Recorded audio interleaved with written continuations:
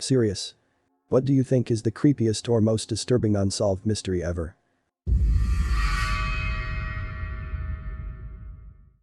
The disappearance of Zebb Quinn. He was 18 years old when he went missing in 2000. Was working his shift at a local Walmart and afterwards wanted to look at a new car with a colleague when he allegedly received a call that made him take off frantically.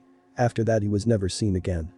The strangest thing is that a few days later his car was found in a parking lot. With the headlights turned on, a pair of lips and an exclamation mark drawn on the back window in pink lipstick. And a live Labrador puppy sitting inside. In 2017 the colleague was arrested for his murder, but all the strange details still make no sense at all. The Ibadan forest of horror in Nigeria. A local taxi driver goes missing and his friends create a makeshift search party and investigate a forest. Instead of finding their friend, they find an abandoned school or factory that have the remnants of a hellish torture, murder, ritual killing and human trafficking. 8 survivors were rescued. Numerous body parts, rotting corpses and personal artifacts were found. The perpetrators were never found. Although local politicians and ritualists were suspects. Whilst this discovery is disturbing, the mystery for me is that the original taxi driver still hasn't been found. The lesser known one that sticks with me is Celina Mays. 12 years old, 9 months pregnant, disappears from her room overnight. She didn't bring any belongings with her and neither she or the baby have ever been found. Her dad and his family were involved with a shady church, but there's no proof they know what happened to her. The obvious theory is that her baby's father killed her and hid the body to avoid statutory rape charges, but nobody knows. Or will admit to knowing, anyhow, who he was. The disappearance of Lars Mittank. The German man who went on vacation in Bulgaria in 2014. He was last seen at the airport where he was brought into a private room by airport security. After his mother had called telling them her son was behaving strangely, saying there were people after him over the phone the night before. A few minutes later, he's seen bolting, and I mean full on sprinting out of the room without his luggage. He ran out of airport, scaled the huge fences around the perimeter, and was never seen again. Hundreds of witnesses, CCTV footage and the police presence, and the man still basically disappeared off the face of the earth in broad daylight. Jessica Chambers. She was set on fire in her car and had gasoline poured down her throat. Paramedics found her walking down the lane on fire. The only part of her body that wasn't burned was the bottom of her feet. She did not survive. Police found a suspect but did not have enough evidence to charge him. Paramedics were so traumatized by what they saw, they had to go through therapy and broke down on stage during interviews. She tried to name her attacker, but her throat was so destroyed, she couldn't be understood. Missy Bevers. The suspect in full SWAT armor breaks into a church and smashes windows and breaks open doors with a hammer, looking for a local fitness instructor. They then find and beat her to death before getting away. There is high-quality surveillance video of both them and their car, but investigators couldn't make out the license plate. There has been a suspect who was cleared because of an alibi, and there's been no recent updates. A City of San Francisco train derailment that occurred in Harney, Nevada on 8/12/1939. The train, run by the Southern Pacific Railroad at the time, derailed at a bridge over the Humboldt River at a speed range of 60 to 90 miles per hour. The accident resulted in 24 fatalities and multiple injuries.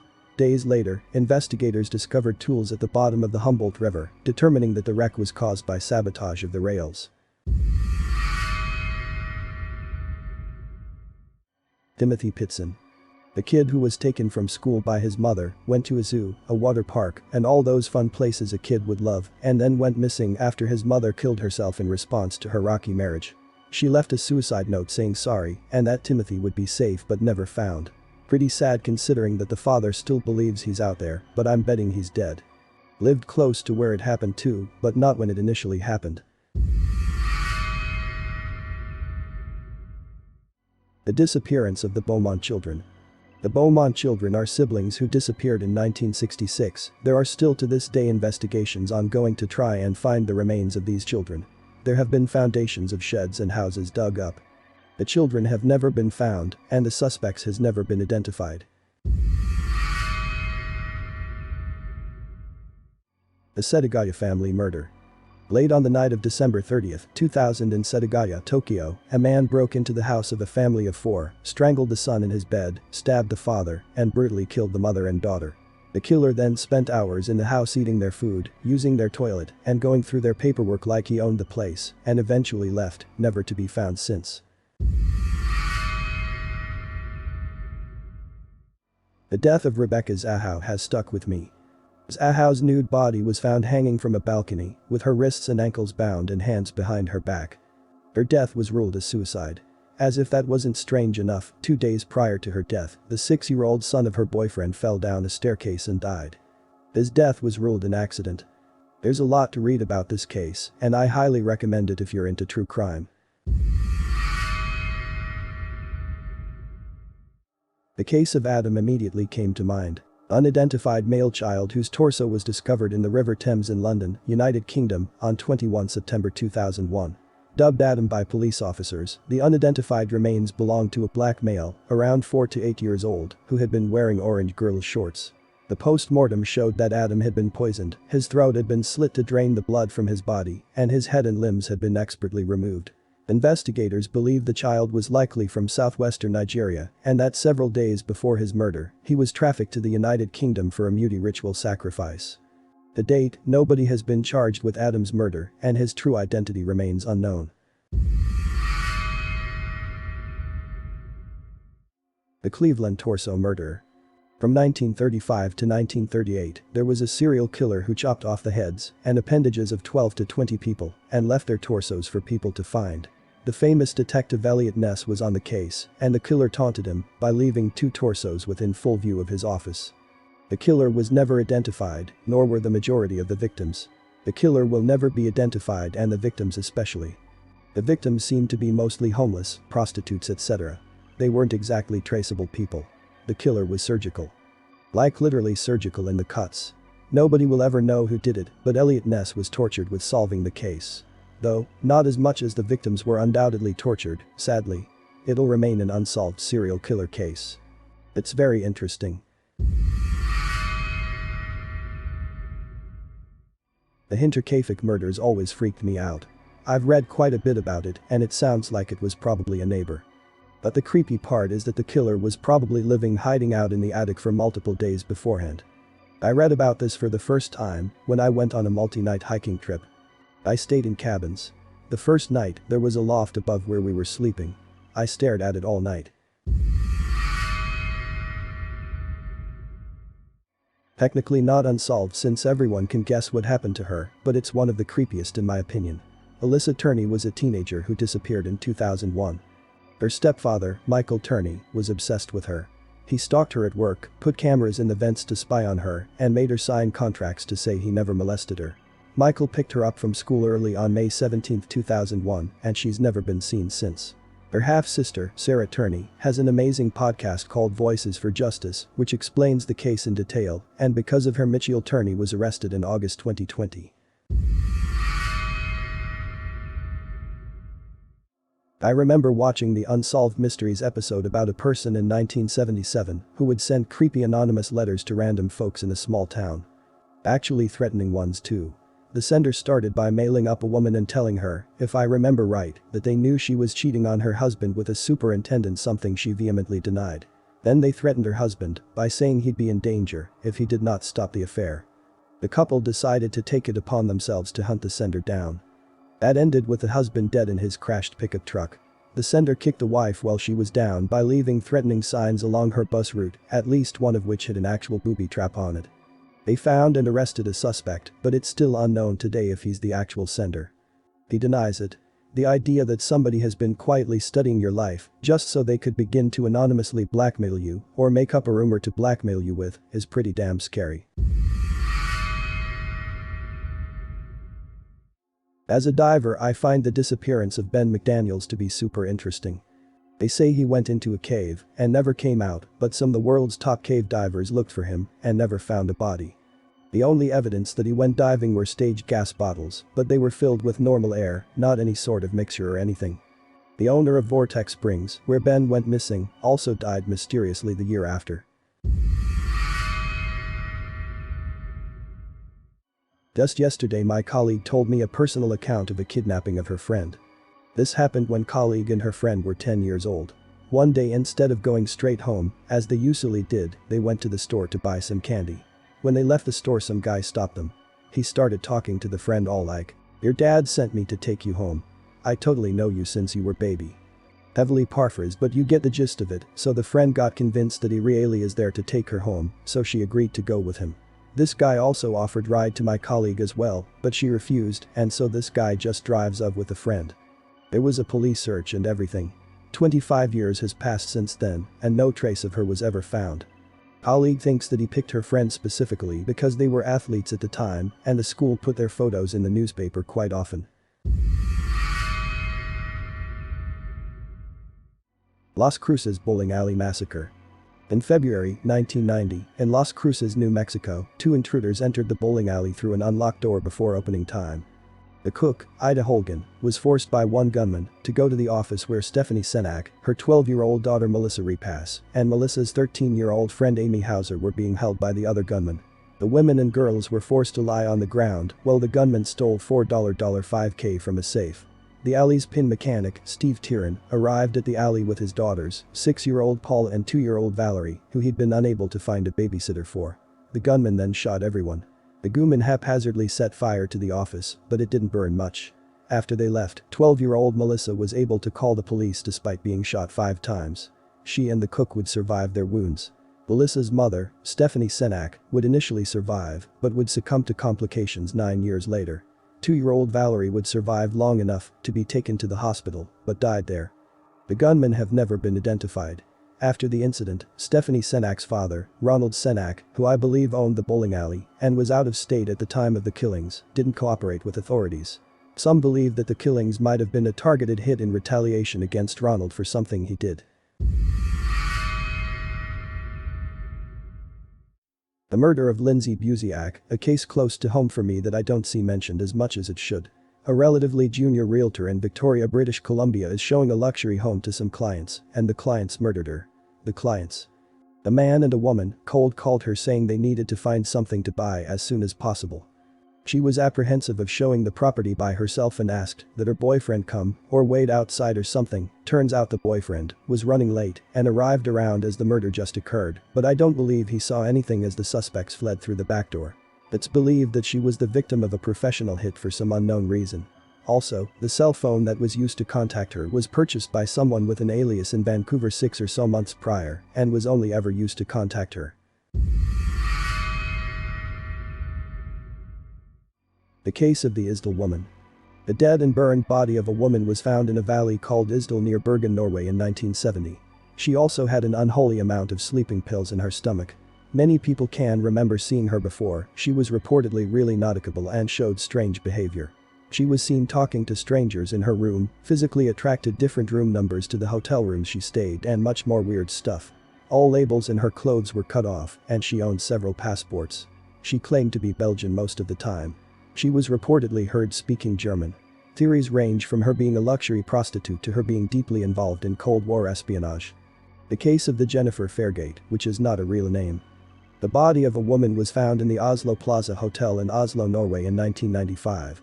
On the first glance it looked like she committed suicide with a handgun, but many things point to her being not killing herself. Like the strange way the gun was held in her hand and the fact that there was no blood on the hand she had the gun in, even though blood was found all around the room. She was seen talking to an unidentified man who visited her hotel room. All labels in her clothes were cut off.